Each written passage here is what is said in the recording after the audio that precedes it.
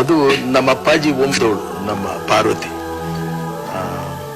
ಅವಳು ಹುಟ್ಟುವಾಗ್ಲೇನೆ ಅವರು ಹೋಗಿ ಅವಳ ನಾಮಕರಣಕ್ಕೆ ಹೋಗಿ ಆವಾಗಲೇ ಹೆಸರಿಟ್ಟಂತೆ, ಇವಳು ನನ್ನ ಮುತ್ತರಾಜು ಹೆಂಡತಿ ಅಂತ ಹೇಳ್ಬಿಟ್ಟು. ಇವಳಿಗೆ 7 ವರ್ಷ ಎಲ್ಲಿ ಆಟ ಪಾಠ ಆಡ್ಕೊಂಡು ಒಂದು ಲಂಗ ಹಾಕೊಂಡು ಅಲ್ಲಿ ಬೀದಿಲಿ ಒದ್ದಾಡ್ಕೊಂಡು ಆ ಧೂಳಿನ ಜೊತೆ ಆಟ ಪಾಠ ಆಡ್ಕೊಂಡಿದ್ದವಳು. ಹೋಗಿ ನಮ್ಮ ಅಪ್ಪಾಜಿ ನನ್ನನ್ನ ಅವಳನ್ನ ಕರ್ಕೊಂಬಕಂತ ಅಂತಂದ್ರು.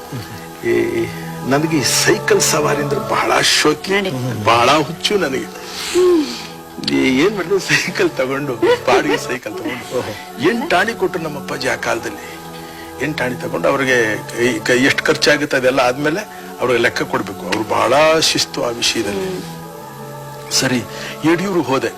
ಯಡಿಯೂರು ಸೈಕಲ್ ತಗೊಂಡು ಯಡಿಯೂರು ಹೋದಾಗ ಇವು ಹೋದ ತಕ್ಷಣ ಇವಳೇ ಸಿಕ್ಬೇಕ ಅಲ್ಲಿ ಬೀದಿಲಿ ಒದ್ದಾಡ್ತಾ ಇದ್ದಾಳೆ. ಹೌದು. ಆವಾಗ ನೋಡಿ ನಮ್ಮ ಅಪ್ಪಾಜಿ ಹೋಗಿ ಇವಳ ಮೇಲೆ ಹಾಕಿ ಈ ತರ ದೃಷ್ಟಿ ಇಟ್ಕೊಂಡು ನನ್ನ ಮಗನ ಕಟ್ಟಬೇಕು ಅಂತ. ಅವಳು ಹೆಗಣ ಇದಾಗಿದೆ, ಅವಳು ಬಣ್ಣ ನೋಡಿದ್ರೆ ಫಜೀತಿ ಆಗಿದೆ ಅಂತ ನನಗೆ. ಸರಿ, ಸೈಕಲ್ ಅಲ್ಲಿ ಕರ್ಕೊಂಡೋಗ್ತಾ ಇದ್ದೀನಿ ಅನ್ನೋದೊಂದು ಹೆಮ್ಮೆ ಅಲ್ವಾ.